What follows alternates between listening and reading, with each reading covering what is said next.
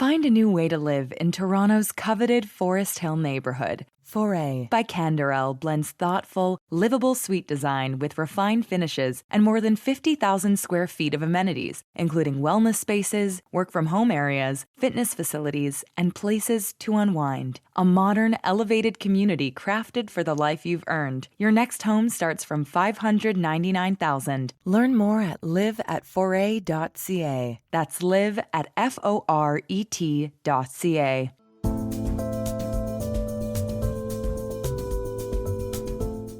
There were 14 of them on me.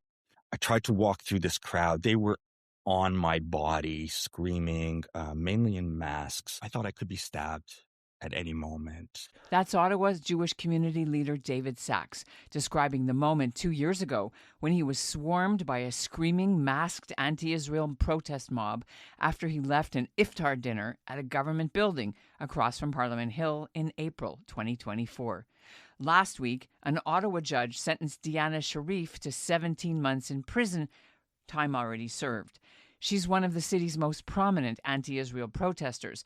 The judge credited the time she'd been behind bars before the sentence. Sherif also received 1 year probation and a peace bond ordering her to stay away from her victim, a ban on using her dangerously loud electronic referee-style whistle or similar noisemakers, and an order to provide a DNA sample. In February, an Ottawa jury convicted her in connection with the chaotic confrontation involving David Sachs, and also that same day with a Conservative MP from British Columbia, Brad Viss, who was simply trying to go to a nearby gym. Unlike Viss, Sachs was wearing a kippah and was visibly Jewish. Ottawa police originally laid 8 charges against her, including 2 hate-motivated ones. Sachs is disappointed the Crown ultimately chose not to pursue those hate circumstances during the trial. Still, he says the conviction for criminal harassment against him and assault with a weapon for the other victim, plus the time Sherif spent in custody, brings some measure of accountability, even if the final sentence falls short. We really need our crowns to begin appending the hate charges where they're appropriate, even when they feel they might be difficult. That is a part of the case, and it shouldn't be just considered a bonus if it's a slam dunk. It matters to us, and obviously we would see a heavier charge if the hate motivation was found to be in place. I'm Ellen Besner, and this is what Jewish Canada sounds like for Monday, May 11th, 2026. Welcome to North Star, the flagship podcast of the Canadian Jewish News, made possible through the generous support of the Ira Gluskin and Maxine Granovsky-Gluskin Charitable Foundation.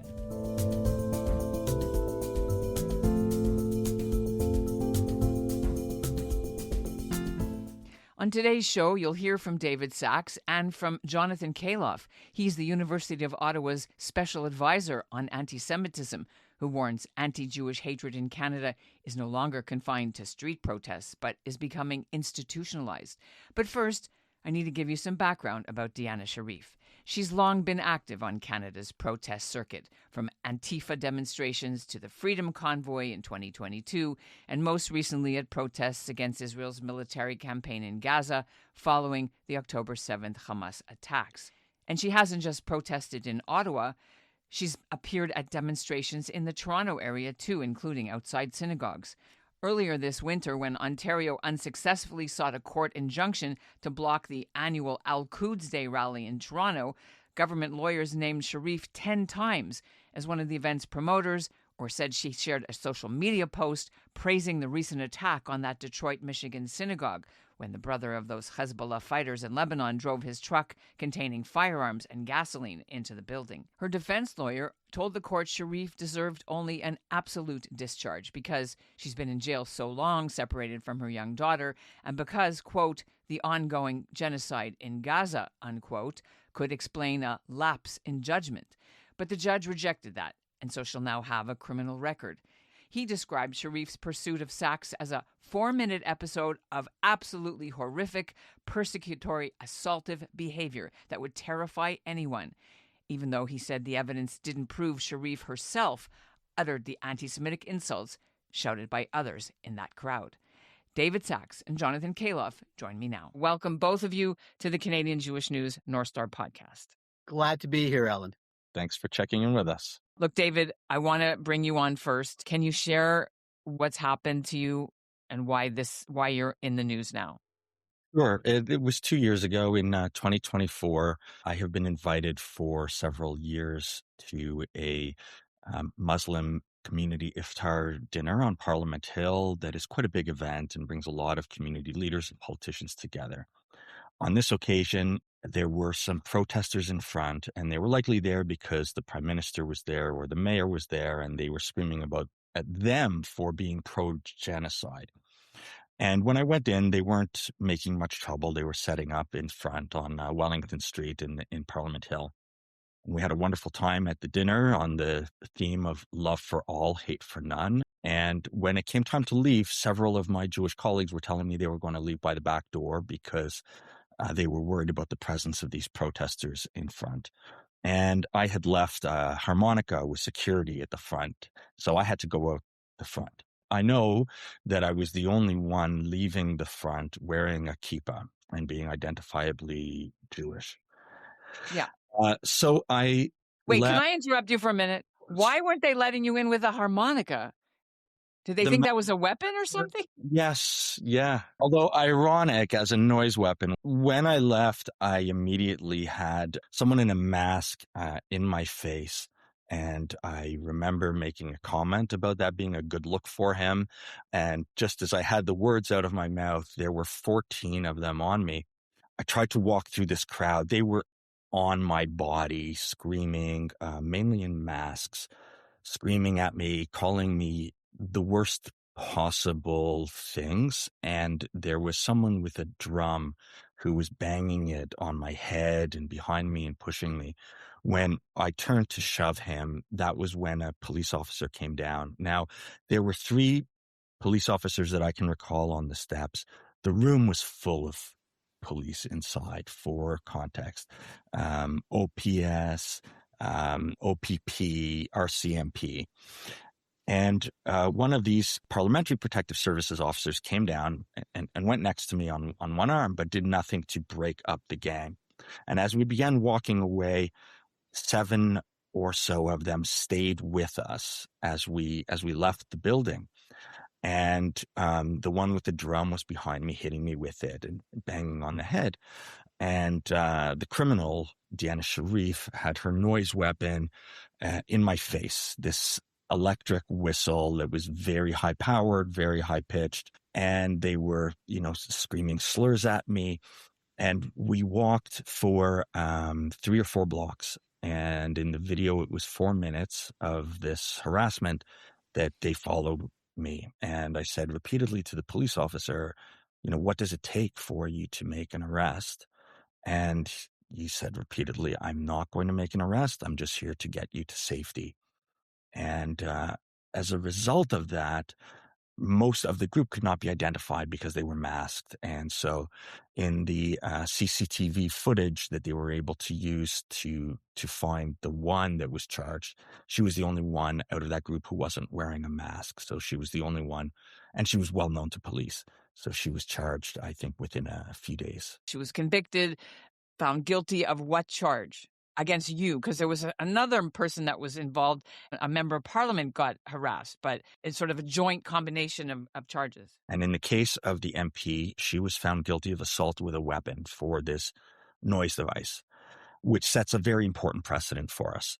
In my case, and I can't get into the mind of the jury, I can only assume that based on the video, it was a silent video, so they couldn't actually hear the noise thing, although they could see it in my face. So she was found guilty of criminal harassment and intimidation, but not guilty on assault with a weapon, although it was very clear that whereas the MP was assaulted with this weapon for 9 seconds, I was assaulted with this weapon for 4 minutes. Can you share the physical and mental impact that being the target of that hateful, horrible incident has had on your life? Sure. First, just in that moment, because of my work representing the Jewish community regarding anti-Semitism, I was immediately thinking of that. And of course, I'm aware of the dangers. So as I'm walking for the whole 4 minutes, I thought I could be stabbed at any moment, every step of the way. I mean, I'm surrounded by people with masks and they're just enraged. And the thought that came into my mind, first of all, was, what if I was with my kids? Then there would have been violence and something would have occurred. But the main You thing, would have fought back, right? well, I would have, Yeah, something would have defended happened. your That's child, for exactly. certain. But what I really was thinking about was, this is intolerable for my community. I would say, with regards to how it affected me in the long term, I've had a lot of chronic stress because of the kind of work that I do, and this really added to what I was dealing with, and that's something that affected me mentally and physically. I've had a number of illnesses or other syndromes that have come in the last couple of years out of this stress that I was diagnosed with shortly after this meeting. So this was definitely a contributing factor to what has been a difficult couple of years. I'm very sorry that you have to deal with this. I guess our listeners, it's fair to say, because you mentioned it during your victim impact statement, that you went on leave, you went on medical leave from work. It's important that they know. How does this fit into the pattern that you have both seen? I'll bring you both in. Where does this fit in terms of escalation? So the concept of the escalation, when you talk about the university, it's taking a different form. I mean, the October, and I think David's dates were really critical. That was the era in Ottawa of these mass protests and these mass surroundings. It has become more what we call institutionalized anti-Semitism, more than anything else. Equally bad, not as physical, but very terrorizing. Give me some examples. I know, for example, some students in the residence reported lots of graffiti that was very hurtful to them. So, and that's actually an example of a U of O win and a loss at the same time. So the incident you're referring to, several males broke into residence and put graffiti on the door of a Jewish student. They have been arrested. Security was on it quickly. OPS was on it quickly. But more importantly, probably within about 30 minutes of the incident happening, because of the system we set up, Jewish students were with the individual to give her support. Residence was on the line with me. How can we deal with this? And the president of the university was on the line with the student. How can we help you? That was followed up by an email to all university students describing as much as she could about the incident without enough to damage the case, saying anti-Semitism will not be tolerated. This is one of the first times we've seen this sort of thing happen in Canada. There was no kickback. It was accepted on campus that, this was an appropriate message from the president. And there's a lot that has come as a result of that, but the incident occurred. That was in December. the fall of 2025. All right, so 4 months ago, 5 months ago. We have had a student go into class shaking people's hands, and another student said to him, "I'm not shaking your hand, you're a genocidal, baby killing," the list goes on.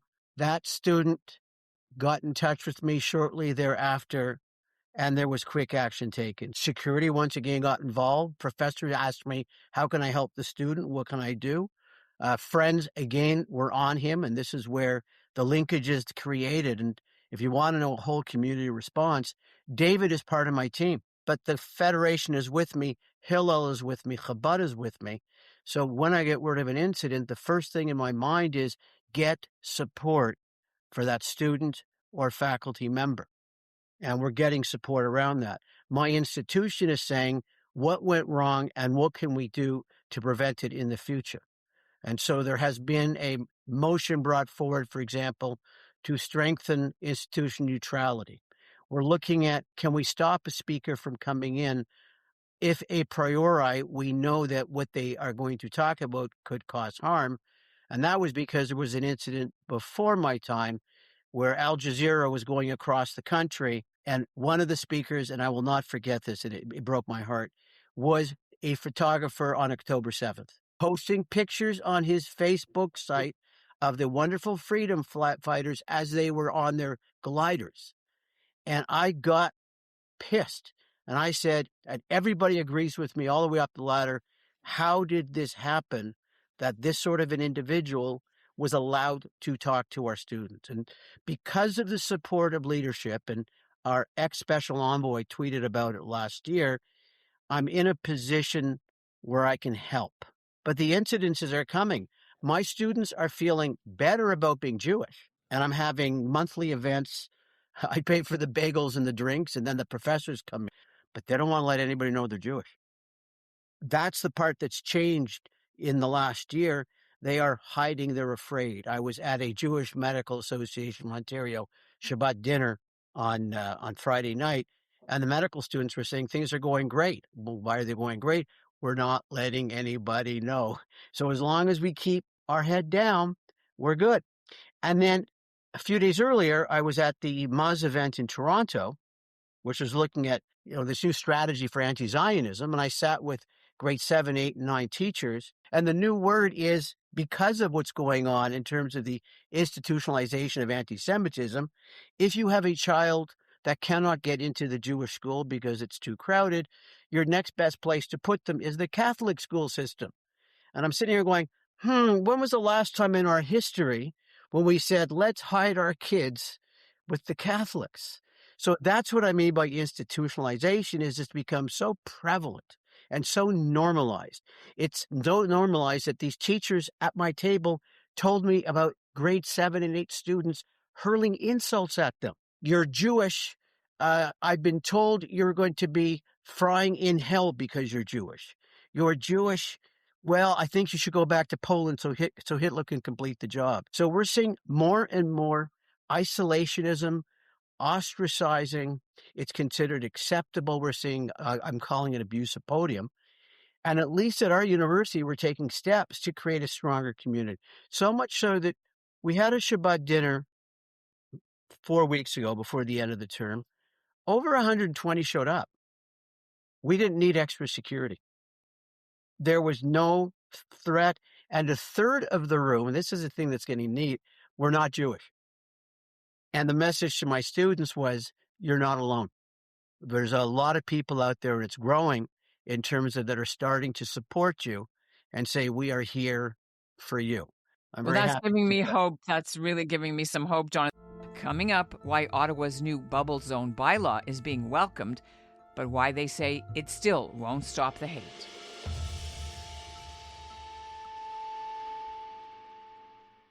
And just recently, the Ottawa City Council passed the bubble legislation, or vulnerable infrastructure law. Yep. Is the community happy that this is now in place? I was actually a part of a team that, and this is really important to make this distinction, is that this was not an effort spearheaded by the Jewish Federation, but it was actually an effort spearheaded by the municipal government and our municipal leaders. So it was also in April, I would say, of 2024. So I think also that has been a 2-year effort. And it was really pushed hard by a couple of our councillors who are wonderful allies, Councillor Hill and Councillor Hubley, as well as the mayor's office. We responded very constructively to counter arguments, for example, from the Canadian Civil Liberties Association, and they got it and they understood the concerns. And we were able to get those on the far left who may have been sympathetic with the causes that target Jews, but they also understood the importance of people being able to go about their daily lives without harassment. And they've seen this kind of targeted harassment against other vulnerable communities. So we were able to get many of those across the political spectrum. And in the end, we had an overwhelming consensus on... What was the vote? Do you know offhand what the final vote was? It was 20-4. That's pretty good. Yeah. Do you think this is going to make things better? The things we've reported about, which are harassing outside the seniors' residence and, outside the Jewish day schools and what have you? First of all, it isn't like that was something that was happening every day at our schools, but it happening once was enough to realize the impact that it had, of the daycare having to be closed and parents having to receive a call saying, your children may not be safe. You need to come and pick them up. And I was in the lobby of the Jewish Community Center while that was happening, and there were senior citizens there who couldn't leave, and police were telling them this is unsafe to leave. So we learned a lot from that event, and it was something like, okay, this happened once. we don't really need an encore. We don't want this to happen again.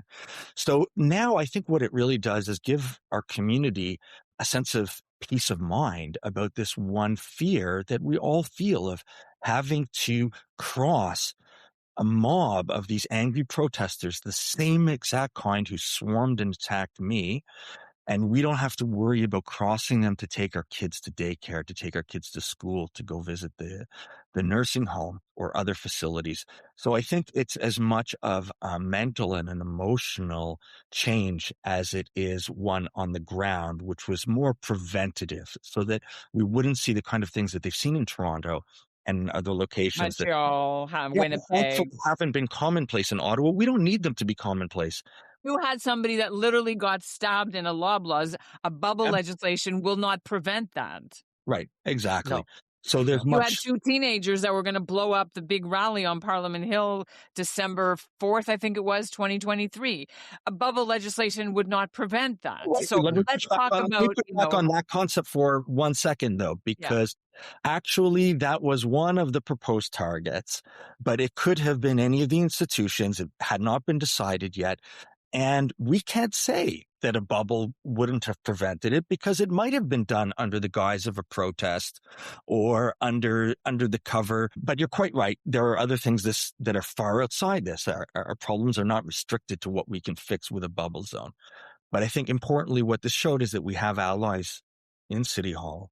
We have allies among city staff who want to do the right thing and want to work with our community. So that gives us hope for the other areas, which, of course, there are enormous risks and there are embedded hate and as Jonathan points it, institutionalized issues. So the problem is much, much bigger than this. Ottawa is not immune, certainly. No, but Ellen, I think what's critical with what David's saying and what I'm saying is that Ottawa seems to have done something rather unique in the medium to larger size cities that I want others to learn from. It's been an all hands on deck where the community as a whole has participated. David reached out to many people, including myself, to assist in the efforts to do this. But probably number one is that there is leadership at the University of Ottawa, leadership at the City of Ottawa, who are saying, we need to do something about it. And so what that does collectively for our community, even though we're in pain, we thought they all forgot about us. We thought they didn't care. Okay. This is a powerful message for us. But again, the starting point is if your leadership does not care, your chances of doing something positive, like David was just able to pull off, really go down rather dramatically. I am hearing, pardon the expression, shit that is really, really bad. I've got crying students. I got crying faculty. I've got death threats. The list goes on. And I got people from other universities calling me with the same stories. Please, can you help me? I've gone down to Queens because they needed me down there. I had just had a meeting with Guelph. I've got the support of parliamentarians. I've got support of senators. I'm working with police. And Ellen, one of the other things that I love about this role, they're allowing me to talk to the people that are doing what you and I would call the dumb shit.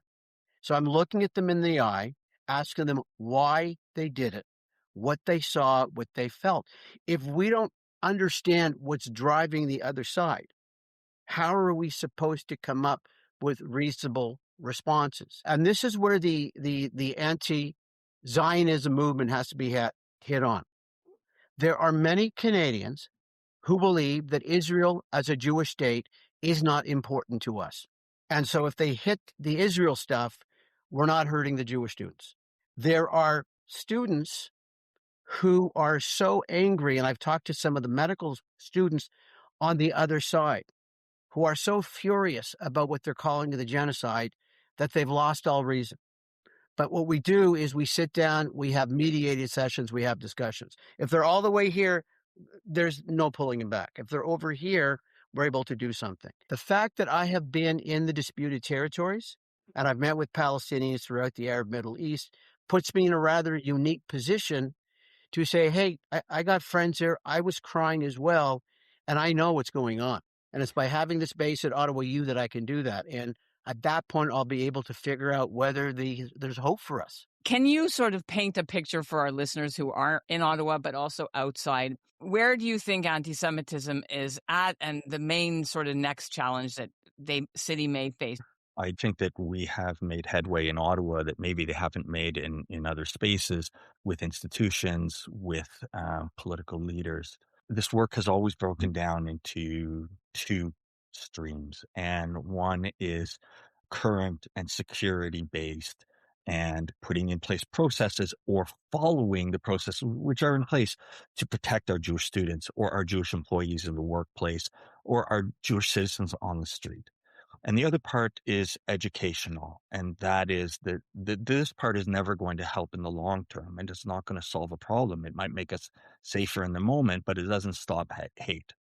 Can we stop hate? Can we make a difference there? I don't know. We're trying to. I am very pleased that for the most part, we have cooperative civic leadership in Ottawa. So we have achieved at least a chance to try, that I don't think that they have in a lot of communities in Canada. So hopefully we'll be able to show some successes for our effort in Ottawa that can be emulated elsewhere. It seems like the RCMP, CSIS, and Ottawa Police, there's more arrests, or at least more court things that have happened to prevent mass attacks. I would say actually the opposite. I think that having CSIS be our last defense is a terrible place to be. Catching one group there and one group there doesn't make us feel safer. It makes us feel much less safe because we know they're not going to catch all of them. And it makes us feel like it's a matter of time before something gets through. So it's wonderful that they are paying attention and devoting resources to this. But we've got to solve the underlying problem and not just rely on someone being stopped before they put all the ingredients of the bomb together. Yeah, my professors and students and the community members I talk to feel the system has let them down. The police don't care. That's back to feeling alone. They don't understand why, exactly what David just said. How is it you can have 3 police officers with you and no arrests are being made and he's being harassed? How did we have an Ottawa elderly man leave the JCC and there's a protest outside and his mirror gets ripped off with the policeman standing there? We have far too many incidences where the question's being asked, where were they? Why weren't they active? To get excited over 3 or 4 arrests that are being made. And once again, we're seeing an increase in anger towards our community. Very depressing conversation, I have to say, but also inspiring to hear some of the hope that you're working on, both of you. Thank you so much for explaining it here so well on the CJN's North Star. Thank you, Ellen. Thanks for all you do. And that's what Jewish Canada sounded like for this episode of North Star, brought to you by the Ira Gluskin and Maxine Granovsky Gluskin Charitable Foundation. We've reached out to Conservative MP Brad Viss for comment and to Deana Sherif's lawyer to ask whether she's appealing. We haven't heard back yet. Sherif has since posted online she will be allowed to attend protests, just not while using the piercing whistle involved in this case, or a squeaky watermelon toy that she used in August of that same year while she was out on bail. She's appealing that separate conviction. Our show is produced by Zachary Judah Kaufman with Izzy Helenchild. Michael Freeman is our executive producer, and Alicia Richler is our editorial director. And thanks for listening.